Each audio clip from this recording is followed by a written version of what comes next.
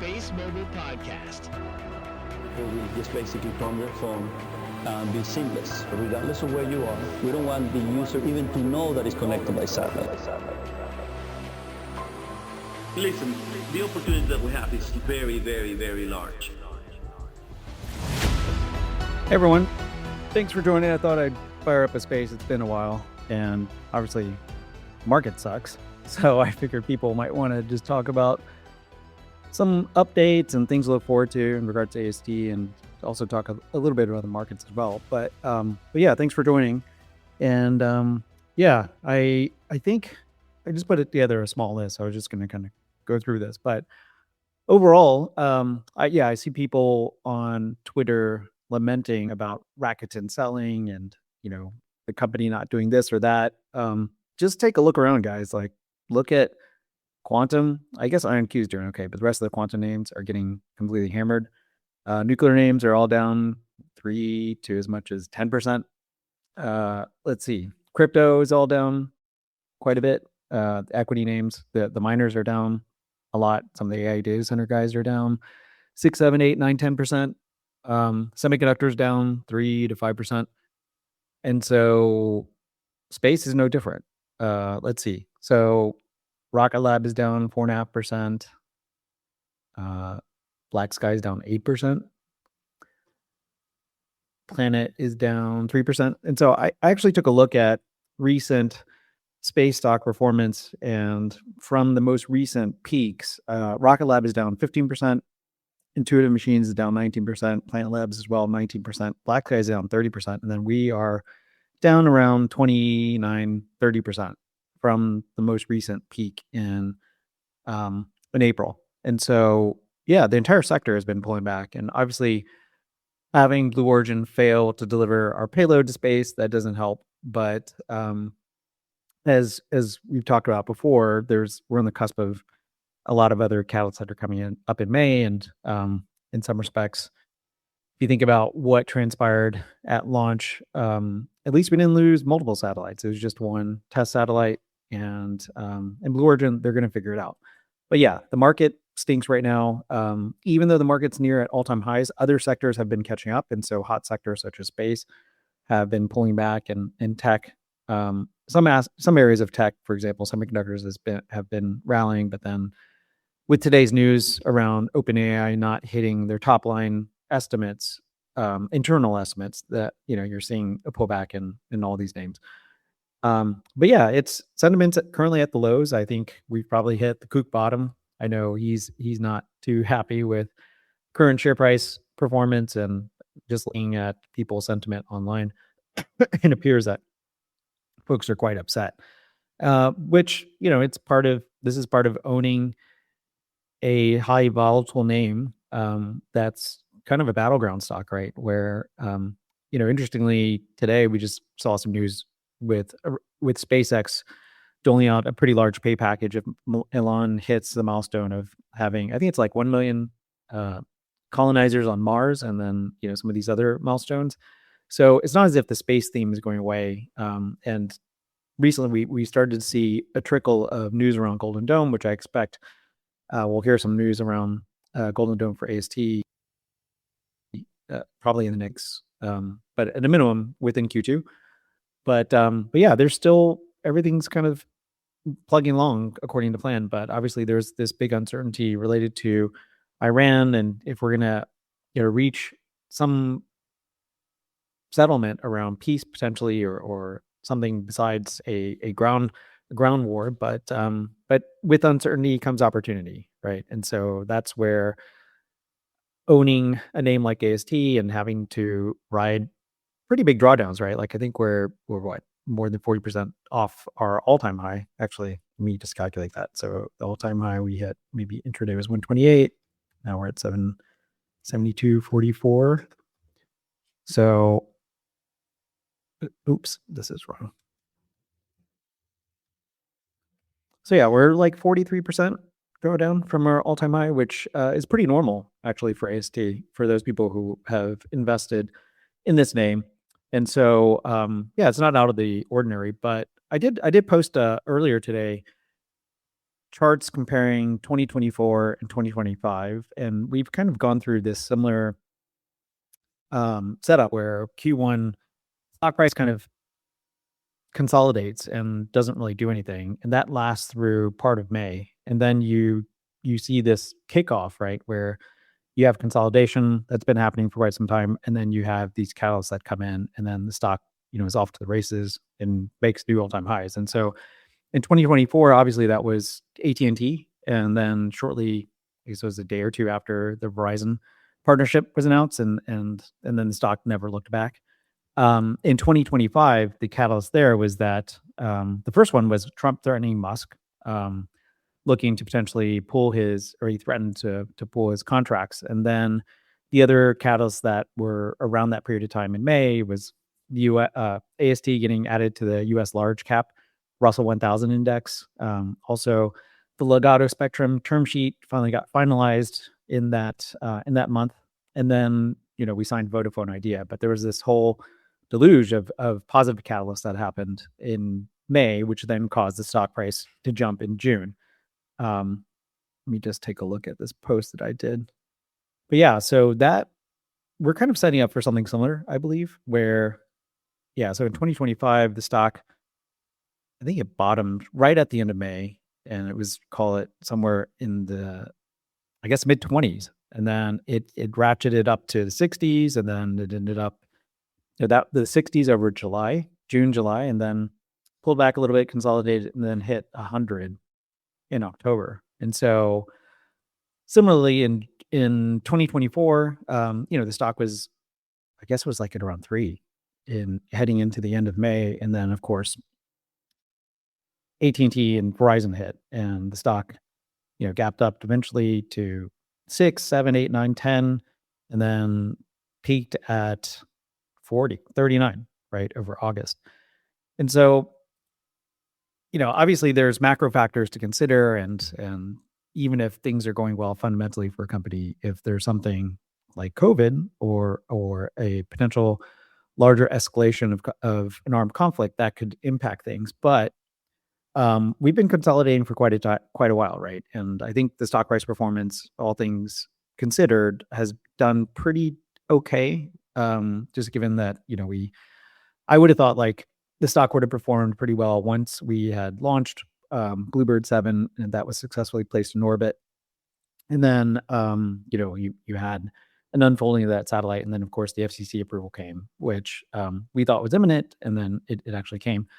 However, obviously, because of Bluebird 7 not reaching orbit, and then you've had this big pullback in space stocks, that's been hard to overcome, right? And so here we are consolidating, recoiling in April and May. However, we've got these things to look forward to, right? So the first batch shipment, if the company can execute on the timeline outlined, which, is obviously, we got to see it happen. But that would be sometime in mid-May, right? So May 19th. We also have the earnings update on May 11th. And so that will be quite interesting to hear from the company in regards to what they learned from the Blue Origin launch. If there's any updates around some of the government work that we're doing, maybe some performance updates, which, by the way, like I encourage people to send in questions to the company because they are very good at answering them. And so one of the key questions is, what have you learned from Bluebird 6 being the first Block 2 satellite? And, perhaps they can give us additional color around some of the performance metrics, which, Abel did disclose at launch that they're seeing north of 150 megabits per second. And so hearing an update in that regard, and of course, we all want to know about production.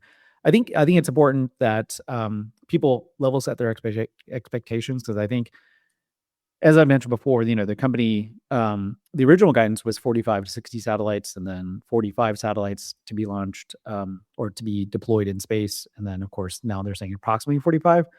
The reason why that's weakened is that a lot of it's going to have to hinge on the ability to get Blue Origin up and running again, right? And so in terms of thinking about timelines, I think now it's not exactly comparable, but when Falcon 9 had mishap apps, the turnaround time has been a lot faster. Obviously, it's a more trusted and tried form. And so the turnaround there for FAA investigations have been approximately 2 weeks, and then fixing things and getting it back up and running has been very quick. But I think Blue Origin, if you guys recall, the New Glenn launch, there was an investigation because the booster didn't refire, and so that they lost the first booster.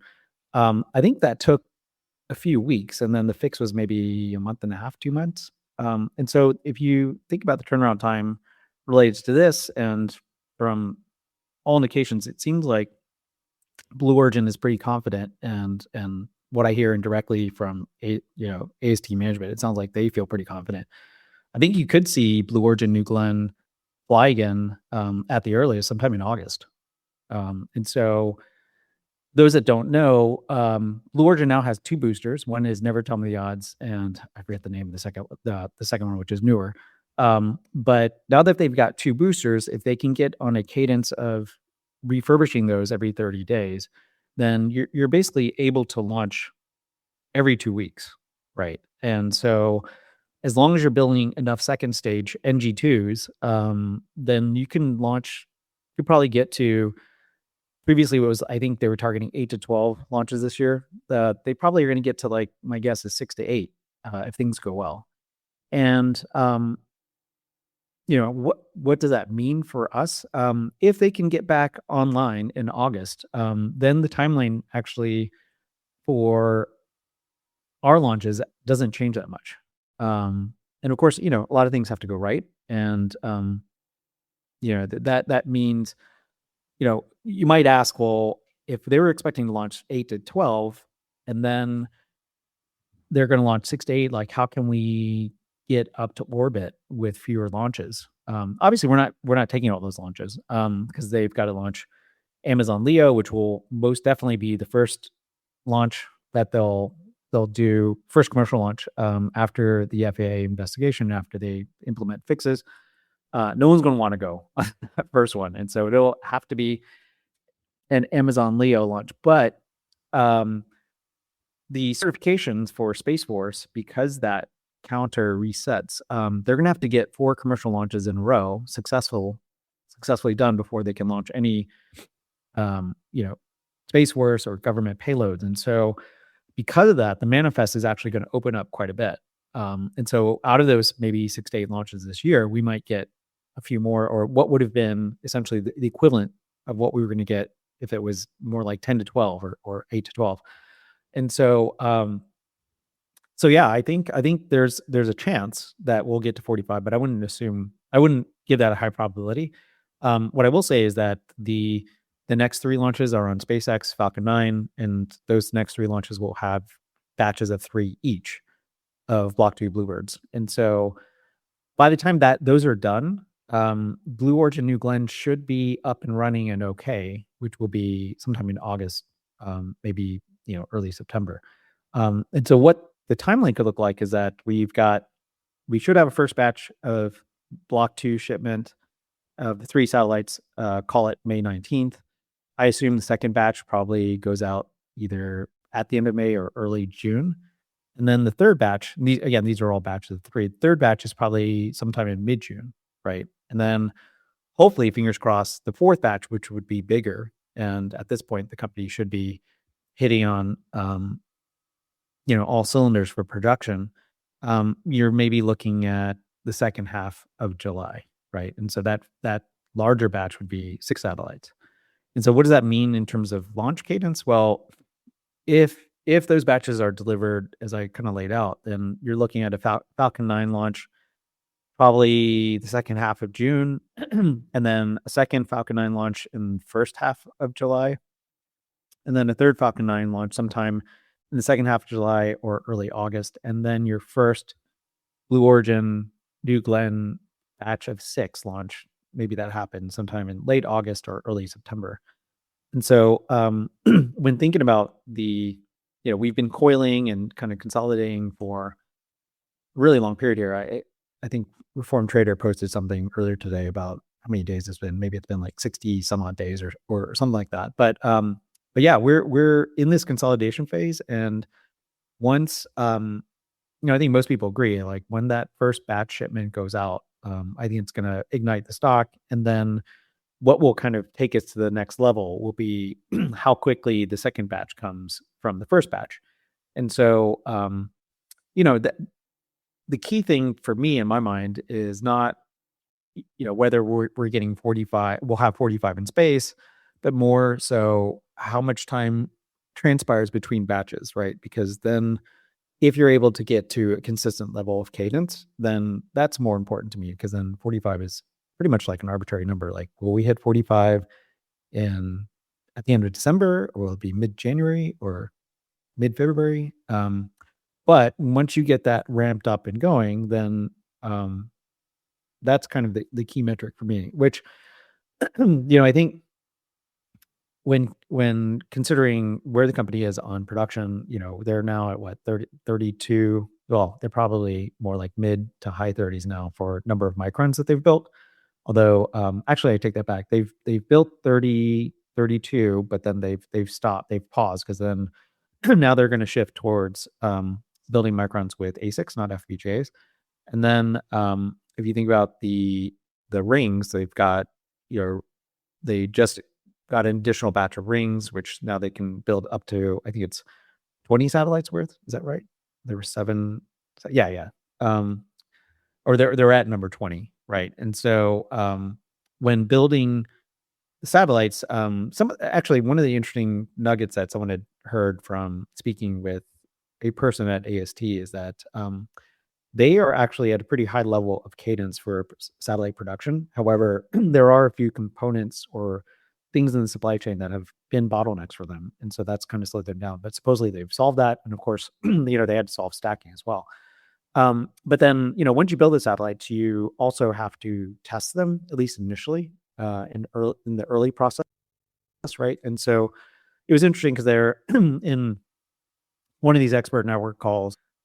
This one person had talked about Starlink, where they initially had to, and we are probably following a similar path, like you test every single satellite that you make in the early batches, right? And we currently have 2 TVACs. I believe the company has 2 other TVACs that are on the way. These are the large environmental chambers where you can test a satellite for changing the temperature and kind of running it through its paces and making sure that nothing fails.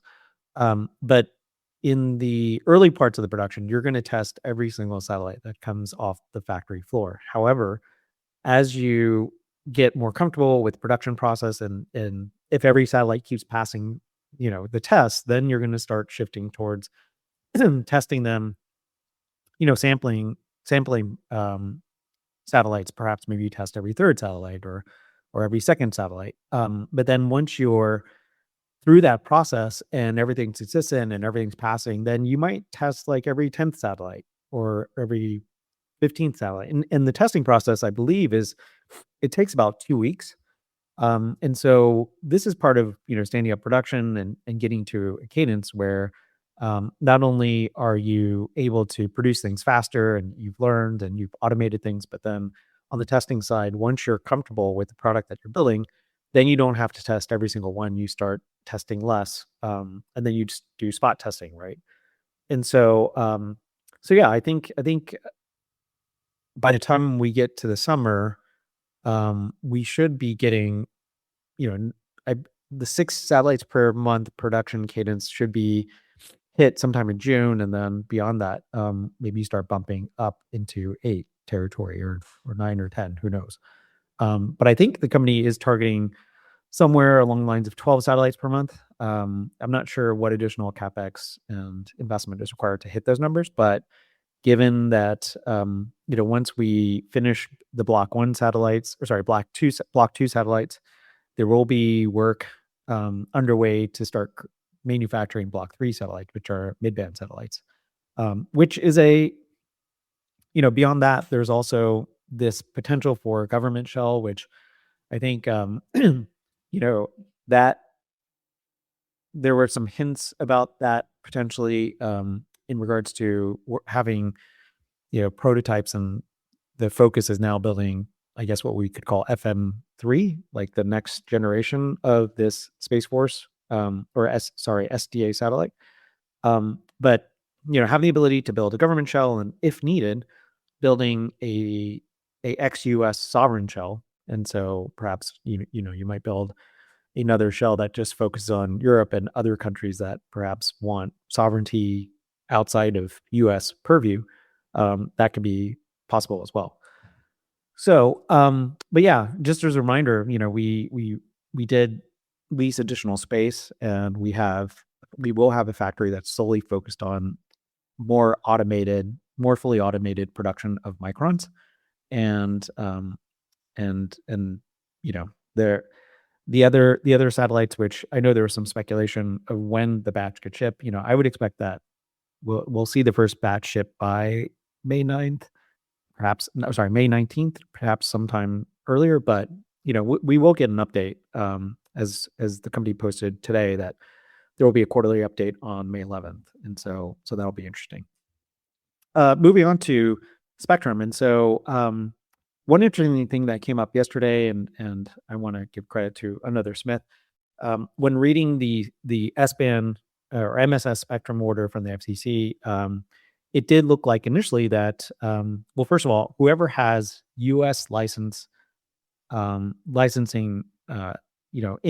for S-band or L-band spectrum, the way that the FCC came out in this order, they pretty much said, if you own rights to S-band or L-band in the U.S., then we recognize your priority, basically, to have that access globally, right? And so, to the extent that, for example, for Ligado, this is the interesting part. So for AST and Ligado, because they have rights to L-band in the US, they actually have priority for global L-band rights according to the FCC, right? And so if you have a constellation that's flagged here in the US, and you're a US company, and you're doing operations here in the US, that constellation will have priority according to the FCC globally, right? Now, that doesn't mean like in another country, say like the UK, they have to follow what the FCC is doing, but the FCC will not give you,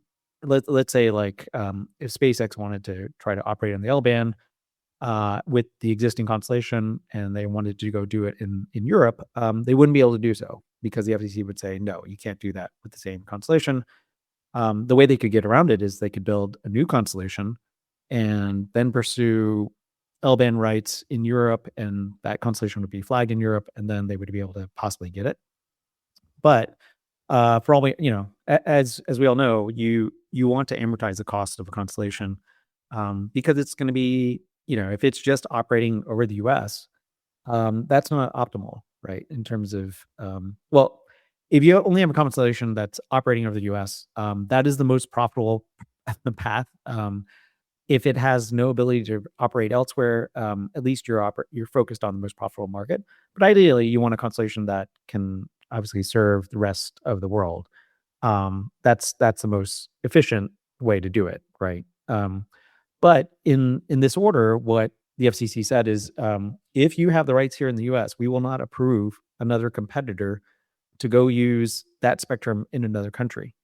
And so, interestingly, that puts Viasat and Inmarsat in a really weird place, because they obviously have pre-existing rights to use L-band elsewhere outside of the US. Ligado has rights here in the US. And then per the agreement that AST Ligado entered into with Viasat, they are not precluded from pursuing L-band spectrum globally. Now, they do have to coordinate with Viasat so that there's no interference. However, if you take into account what the FCC ruled, it puts AST and Ligado in a really strong position where they are going to go pursue L-band spectrum globally, and the FCC is going to be, essentially, the FCC is backing them or encouraging them to do so.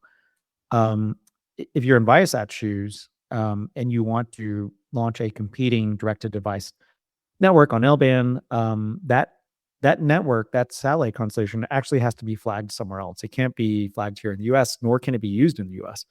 And so it kind of sets up for a really interesting dynamic here, because, obviously Viasat's trying to work with Space 42, and they want to build their own direct-to-device constellation. I think the rumors that they're trying to raise $1 billion to go do that, which we all know $1 billion is pretty small relative to how much investment you need. There's patents, there's all kinds of technology that you've got to develop in-house, maybe work around patents that AST has or Starlink has. And so if you're going to do that and it's just an ex-US constellation, you're missing out on the most profitable market. How does that work, right? You've got to not only build your own technology, but you're going to operate without the most profitable market. And so what that tells me, and then the FCC, from a regulatory point of view says, that constellation can't be flagged in the US. If you're going to build it, it has to be flagged elsewhere and only operate elsewhere. And by the way, like AST is going to pursue those international rights for L-band. And the only constraining factor is that AST and Ligado have to coordinate with you not to interfere with whatever you're doing. Which, L-band and S-band are not really in much use today. These are like pretty much virgin beachfront property. And so coordinating around interference is not going to be difficult because Viasat's not really using it. And Viasat and Inmarsat is not really using it today, nor if they can't get a constellation up, then there's not going to be much need for coordination because there's not going to be traffic or, any potential interference. And so, yeah, I think, and this is part of it's important to take a step back and digest some of this news from the FCC, because I think there are a lot of people who immediately knee-jerk reaction came out with all these different views about what it meant, and even me, like I'm not a regulatory lawyer, and so I'll be the first to admit, like I've had to heavily rely on AI to some extent to kind of parse through it, but I think the FCC yesterday, this is an important nugget. In regards to S-band, I think initially people are like, well, I think this shuts out AST from S-band. But then, when the order first came out, it seemed to be very broad in terms of how much spectrum of S-band it was covering. And people just assumed, well, I guess that's all going to go to EchoStar. But there was a change because there was a typo, which another Smith found. And it actually only covers certain parts of S-band. And so the other parts of S-band, the FCC has not ruled on. And the other parts of the S-band is another 20 megahertz by 20 megahertz of uplink and downlink. And so that could be up for grabs to be used by EchoStar, Viasat, or AST, but it's unclear. But we'll find out. And that's an opening wedge. I think it's important to note that we have Jennifer Manner, who's been doing regulatory policy for many decades. She was previously at EchoStar and obviously knows how to navigate regulatory waters, and she's been doing this for a long time. So I have the utmost confidence in her that she will help us get to the right place in terms of, importantly for AST, getting L-band access to more L-band spectrum globally, and then potentially getting another 20 by 20, maybe 10 by 10 megahertz of S-band.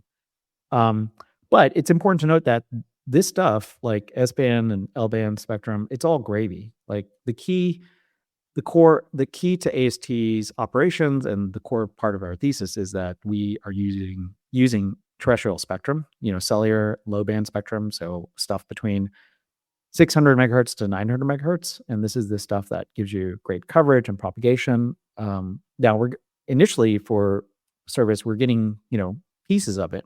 Maybe 5 megahertz here and there, or for FirstNet, it could be, 10 megahertz or so. But over time, as carriers become comfortable with the service, and they see that, hey, AST has demonstrated that they can fill in coverage gaps and are not interfering with existing terrestrial networks, then, hey, you know what? I gave you 5 megahertz in 5 by 5 megahertz in the 800 band. I'm going to give you another 10 by 10 in 700, or I'll give you another 10 by 10 within 800 megahertz, right? And so as the service gets rolled out and they demonstrate the efficacy of the solution and that people want to use it, it doesn't really cost carriers anything economically to allocate more spectrum to AST, especially, again, this is like utilizing spectrum that's not being used in these areas where there's no towers.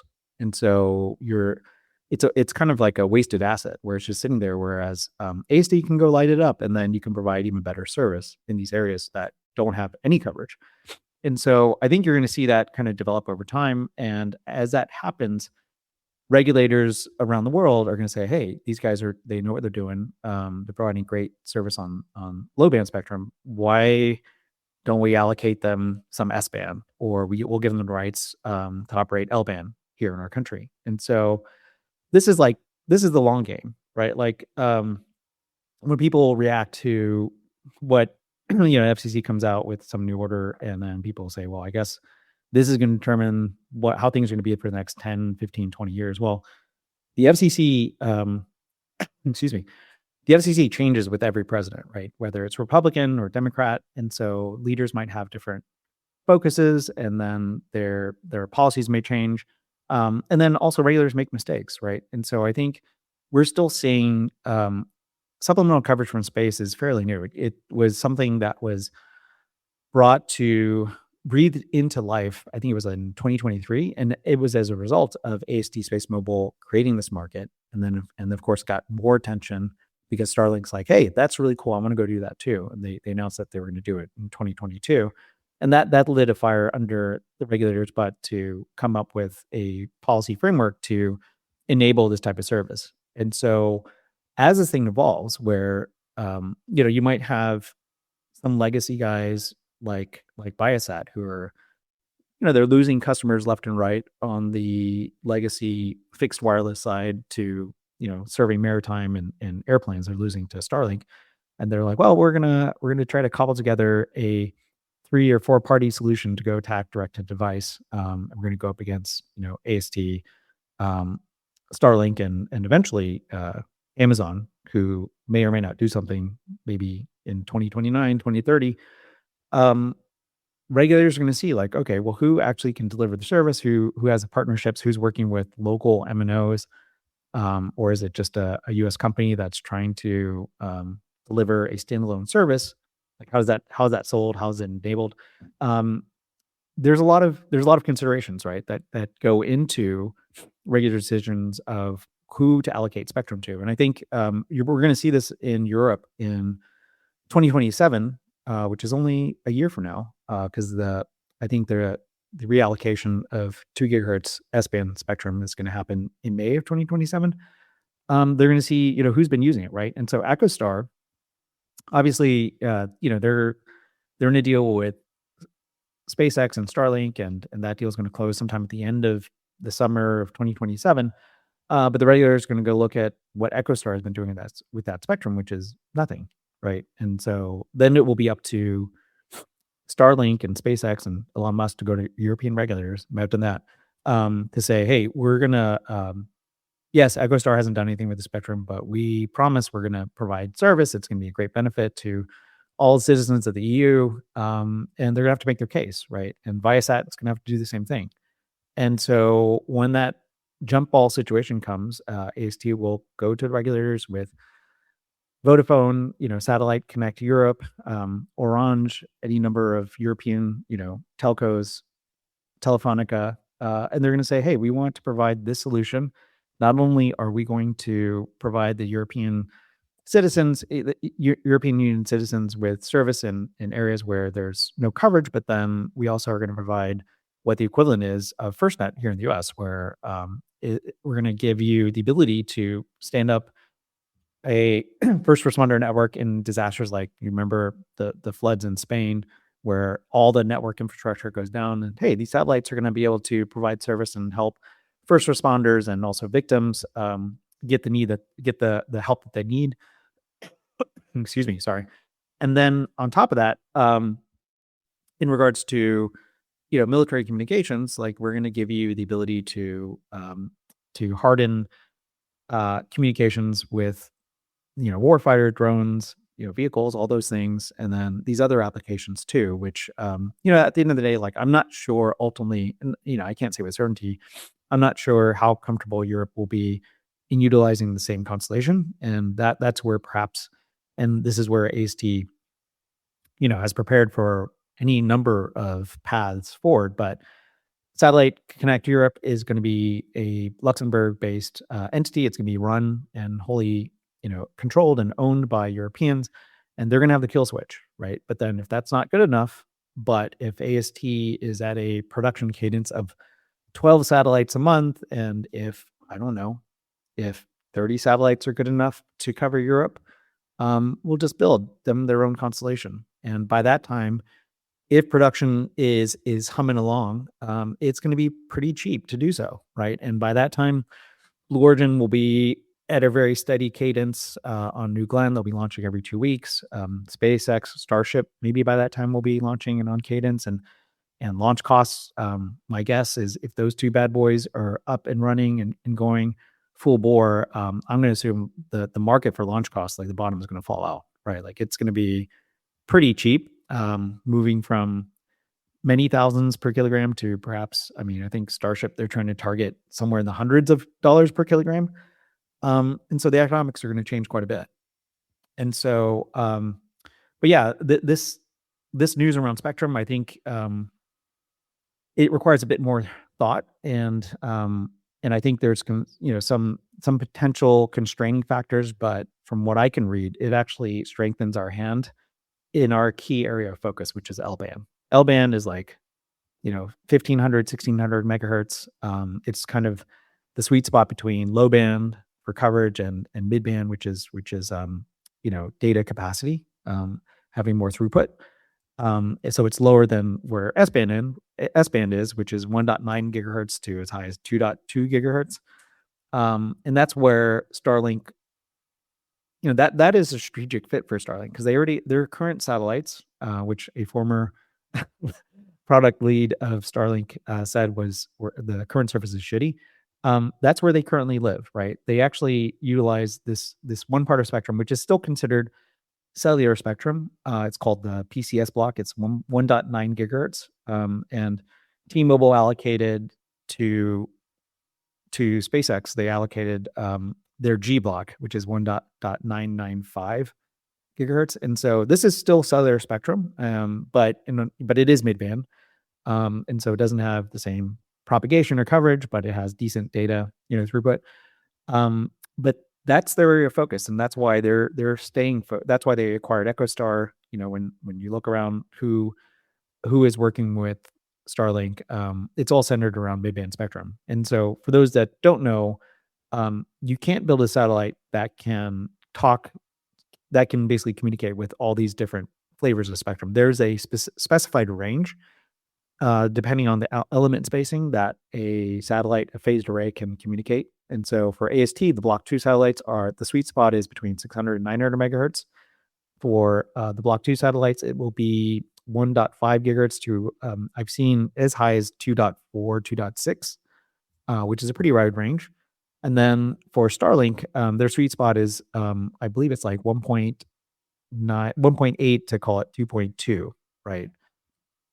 Their phased arrays are smaller, but they're focused on midband. And so that's really good for, data throughput, but not good for coverage. And so this whole idea of wanting to use this service in your car or in your home, maybe, one room into the house, it's going to be low band spectrum that gets you that type of service, where it's seamless and, you don't have to worry about pointing it at the sky. When you're in mid-band spectrum, you might be able to get penetration through a window or some coverage, like tree coverage and things like that, but you're going to suffer some level of degradation of service. And then for Globalstar, which uses spectrum closer to, Wi-Fi, then you're going to have issues where you really need to point your antenna on the phone close, with an open sky and see the satellite, unless they develop like high-powered satellites, which, for Globalstar and Amazon, they're going to be relying on the MDA space. The next 17 satellites, which are for replenishment, that's the old generation. They're going to launch a new one, which is currently, I guess, being designed. It hasn't been produced yet. The MDA Space Aurora satellite. And they're going to launch 50 of those. I'm not really sure what the specs are on that one, but I do know the phased array is pretty small, so I don't think there's going to be much of an improvement in terms of speed, or there is going to be improvement in terms of speed and capacity, because it's just, it's not 25, 30-year-old tech. It's newer. And, those satellites will be able to do beamforming. And so they'll be more efficient, but it's not going to be anywhere near what AST is doing today or what Starlink's going to be able to do tomorrow. And then beyond that, I assume Apple is going to develop their own satellite at some point in the future. And as we all know, that takes a lot of time. I mean, Starlink announced this initiative in 2022, and they put up a minimally viable product, and they're hoping to get something at the same level of Block 2 satellites sometime in 2029, right? Because they're developing their own ASIC. They need Starship.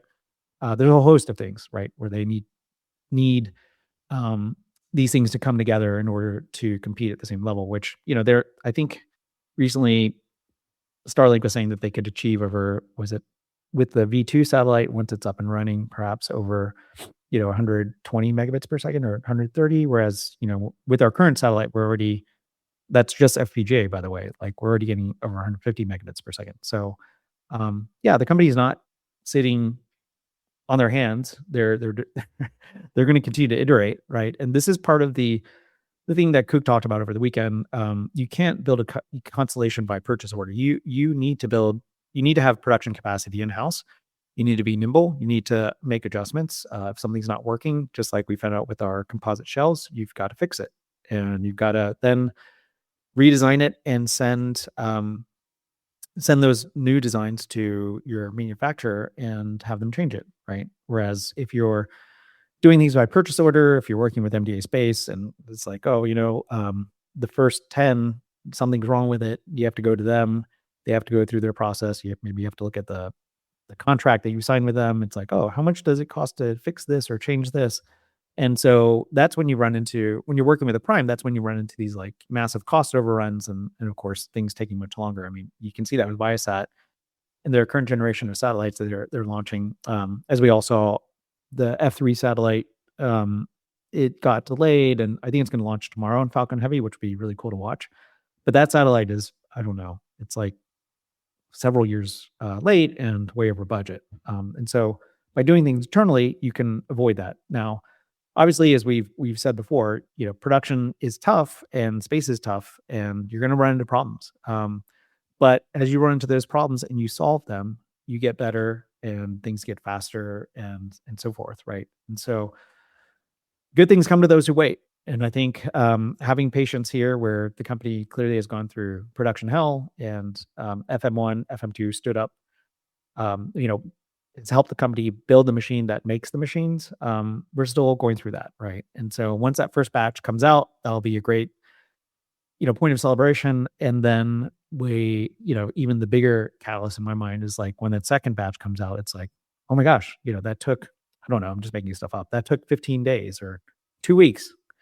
Or 3 weeks for the second batch to come out. And then it takes the next batch 2 weeks, and then the next batch, the next batch it will take a little longer. It'll take maybe 4 or 5 weeks because it's a batch of 6. But I don't know. I mean, at some point you'll get to this cadence of 6 satellites per month, and then it'll edge up to 7, 8, 9, 10. And as Scott mentioned, and this is where they're trying to industrialize production, they want to get to 12 a month. And so imagine like 12 satellites a month. That's kind of nuts, right? Like if you get to 12 satellites a month, that's 144 a year. And we have for global coverage, you need 90. And so then you start putting in additional satellites for densification, which then gives you MIMO, carrier aggregation, like all these bells and whistles that boosts capacity. And then you start working on, once that initial, call it 60 satellites for block 2 is up, you're going to start working on block 3. And then after that, do you build a government shell? Do you build some sovereign shells? At that point, it's instead of looking at, or seeing things as somewhat of a insurmountable wall, it's like, oh, we can go do that. It's almost like now when you see Starlink launching satellites, it's like, oh, every few weeks or days, it's like, oh, there goes another 24. Obviously, they've got to put up thousands and thousands and thousands of satellites, so it's a very different problem. And you're seeing that with Amazon Leo, where to get to industrial production, it took many years, but they're slowly getting there, right? And so they had 2 launches recently, but we're eventually going to get there. And when we do, that's when, and the important thing is like when you start seeing the time between batches gets shorter and shorter, that is when like it's game changing, right? Where you're just on this constant cadence of putting satellites out, producing them, launching them, filling out the constellation, service gets better, and then you start moving on to next constellation. But yeah, I mean, I think while we're in this period, and I think this is important, like for anybody who's invested in the company, and it's like don't stare at the stock price all day. Like I know it's hard, but and another reminder, like don't be over leveraged. Because when you have periods like this is when people get tapped out, right? Or I see a lot of folks who are on Twitter saying, "Oh, stock's not going up. I'm going to sell. This is boring," or whatever. It's like, oh, you're going to miss the big move higher. Once, and it's not like there's no definable catalyst. Like they're right around the corner, right? Now we're at T minus 2.5 weeks, 3 weeks, right, for the first batch to come out. So, but yeah, it just requires patience. And I think in the meantime, reading more, underwriting, understanding what you own is important. And so going through, some of the topics I just covered, I think it's important to just remind yourself, what what we're on the cusp of and what it takes to get there. And yes, it takes time. If this stuff was easy, there would be no mode and everybody would be doing it, right? But no one's doing it. It's only at least for now. And this was like when people had posted it before, it's a very good point. It's like there's only 2 operators that are approved for supplemental coverage from space. That is ASD SpaceMobile, and that's SpaceX. There's no one else. Could there be more? Yeah, eventually there might be, but these 2 companies have the lead, and it's interesting. Like, maybe later I'll tweet this quote, but this former product lead at Starlink was saying that AST definitely has a lead, and the key thing is for them is to hold on to it, right? And this person thinks like there's a viable path for them to continue that. And this is like someone who worked at Starlink, was in the nitty gritty, understood the differences between the architectures and where they are, and was like, yeah, AST's in the lead, and I mean obviously it's theirs to lose, right? And so we've got to continue to execute. Let me see here. Oh, so I guess that covered most of what I was going to talk about. I don't know if people have comments, which I'll take a look. But yeah, I think as we see these Golden Dome awards kind of trickle out, I think the company is expecting more news around that. And so, exactly when, I'm not sure, but we're probably ripe. Let me just take a look and see if anyone has questions or comments.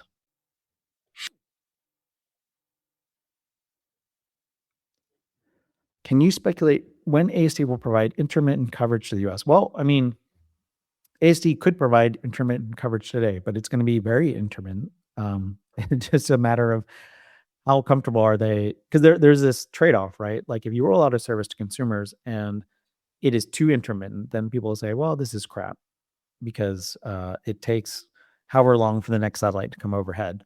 But my guess is to get reasonable intermittent coverage, you're probably looking at that number of 25 for beta testing, where people will understand that there's not enough satellites up to give you proper coverage, but when you do have coverage, it's good, right? But I think intermittent coverage, you're probably looking at that 45 number. Like that's going to be pretty decent coverage. And when you're in view and in service, that's going to be a point in time when they'll probably roll it out and just give the caveat that, hey, this network is going to get much better as we roll out more satellites. But in the meantime, if you're looking to use it intermittently and when you're off the network, then you can tap into it. Let's see, how many sats do we need to initiate full-scale open beta tests with AT&T and Verizon customers? I think it's 45. I think 25 is more for maybe FirstNet and some early stage alpha users, but for beta testing, it's probably 45. Can you walk through Farar's latest FUD around latency, altitude, etc.? I don't think so. because I don't really pay attention to Tim Farr. For those that don't know, I've dealt with this guy. I've talked with him, dealt with him back in my hedge fund days in 2012, 13, 14. The guy was completely wrong on making his calls around spectrum. For example, he was a big bear on mid-band spectrum, which is the spectrum that, by the way, everyone's fighting over right now. He was telling people back then that coverage wasn't good, and you know, carriers wouldn't be interested in it. And then, of course, a few months later, the AWS3 auction, or not a few months later, maybe it was like 2 years later, 1 to 2 years later, AWS auction went off, and Charlie Ergen blew his brains out, bought a bunch of AWS3 spectrum for, I think it was like north of $13 billion, and AT&T and Verizon participated in that. And obviously everyone laughed at Tim Farr. And then when Straight Path acquired a bunch of millimeter wave, really, really high band spectrum, he was telling people like it was worthless. And then, AT&T and Verizon got into a bidding war for that company, which ended up selling for, I think it was like the bidding started $30 or sorry, the stock was trading at $30 and ended up selling for, gosh, actually I need to go back and look. But yeah, a lot of people lost money on missing out or shorting that name, which he was bearish on. Let me see. But yeah, Tim Farrar, he's been wrong. He was very bearish on SpaceX and Starlink, and he was wrong on that. And then obviously since 2020, he's been bearish on ASD SpaceMobile. He's been completely wrong. He's moved the goalpost, and so they're not going to get financed. And then they got financed. The tech's not going to work. It works. And you name it. Like he's been, yeah, he's been awful in his calls. And part of his shtick is that he's a consultant. He puts forward like a negative view, and then people call him as part of due diligence. They're like, "Well, why is this guy negative?" And then they pay him a few $100 to hear him out, and then they figure out what to do with their lives, right? Yeah. So Straight Path, as a result of Verizon AT&T getting into a bidding war, the stock sold for the company sold for $184 per share. So I think it was like a 300 or 400% premium relative to where it started. But that situation, Tim Farrar is bearish on, and he was wrong. But yeah, I mean, I didn't say that. I didn't mean to be dismissive, but in regards to Tim Farrar, I am dismissive. Like I really don't follow stuff that he tweets or says, because when you do, you often lose money if you follow him. And they're it's pretty brutal. But there were a number of SpaceMob investors over the years, especially in 2022, 23, 24, where Tim really got to them. He got into their heads, and they ended up selling for loss. And then, the rest is history, right? And so this guy, even, he's when he's wrong, he never apologizes, will never acknowledge he's wrong. And look, I've been wrong on a lot of things, and I'll be the first to say that I am. But even with this FCC approval, which he said, he pretty much was claiming like it was an impossibility back in 2022, 2023, especially when the SES FCC framework came out, which, by the way, like, the framework came out, there were comments to it, and of course regulators changed. But this guy has a rigid, closed-minded approach to things where he's like, I remember very vividly where he's like, well, AST is comprehensively screwed. They'll never get approval. And lo and behold, we got approval. But I don't know. I guess maybe I will go back and see what he wrote. But yeah, I don't really have an opinion of what he wrote because I haven't read it, and in some regards, I don't really care.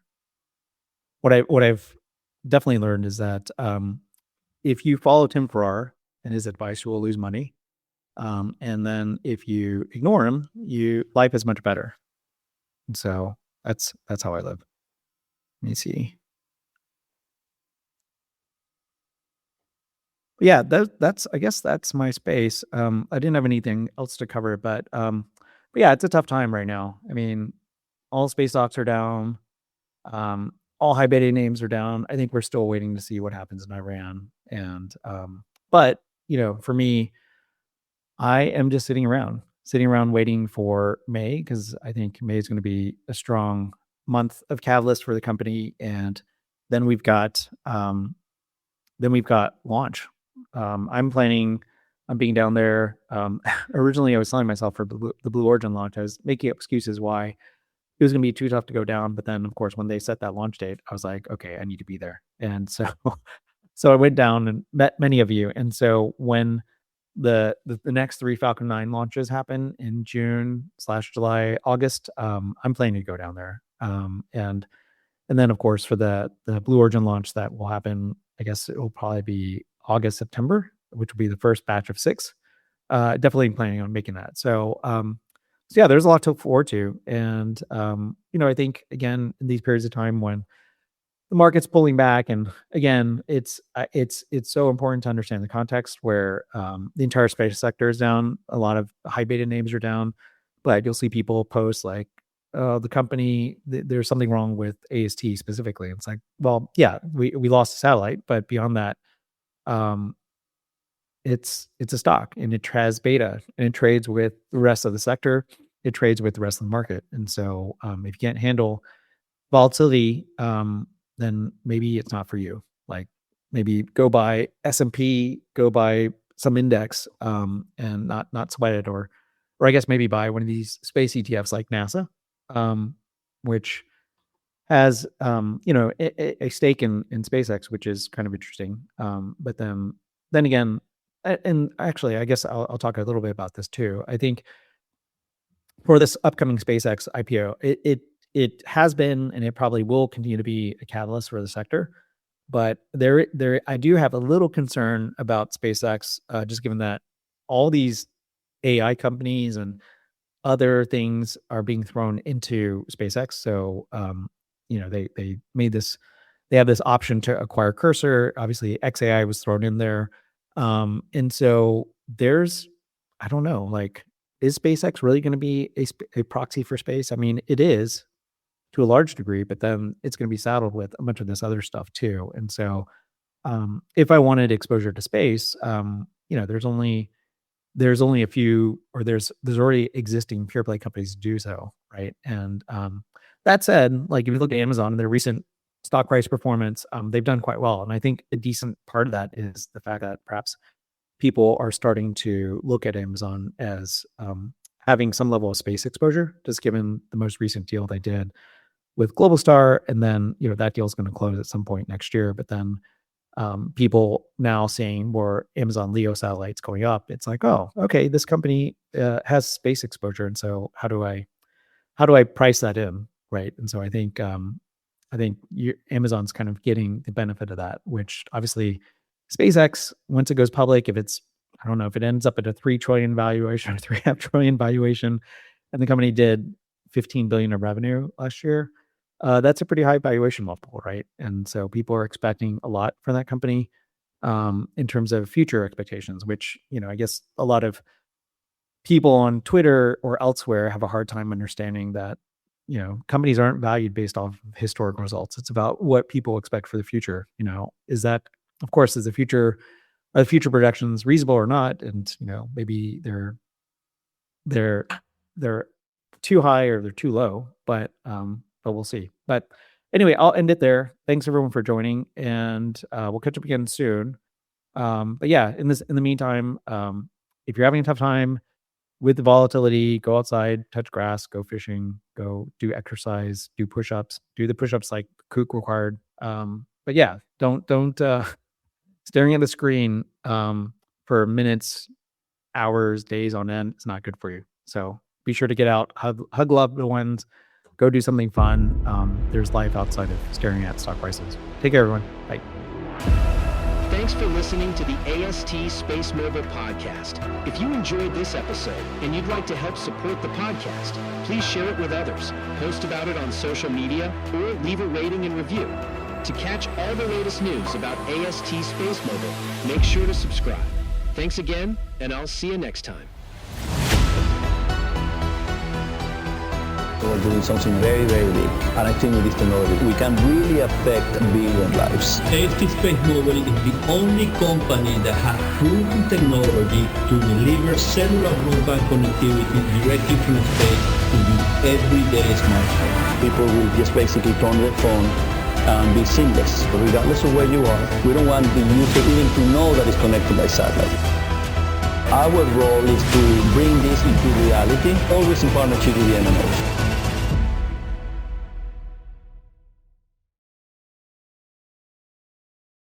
Listen.